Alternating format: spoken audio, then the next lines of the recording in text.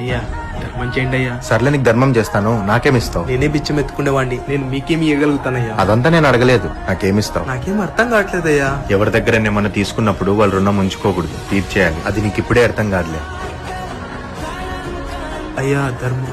రుణం ఎప్పటికీ ఎవరిది ఉంచుకోకూడదు, తీర్చేయాలి. బాగా ఆకలిగా ఉంది, నేను కాలు పిలుస్తాను, 5 రూపాయలు ఇవ్వండి అయ్యా. సరే క్లీన్ చెయ్యి. అయ్యా తుడిచేశానయ్యా, నా దగ్గర చిల్లర లేదయ్యా. పర్వాలేదు పెట్టుకో.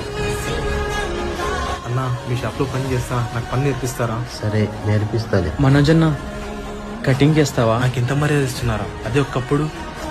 ఎవరా నువ్వు ఇళ్ళకాడ పడుకుంటావు? ఫస్ట్ పావయ్. సార్ బాగున్నారా?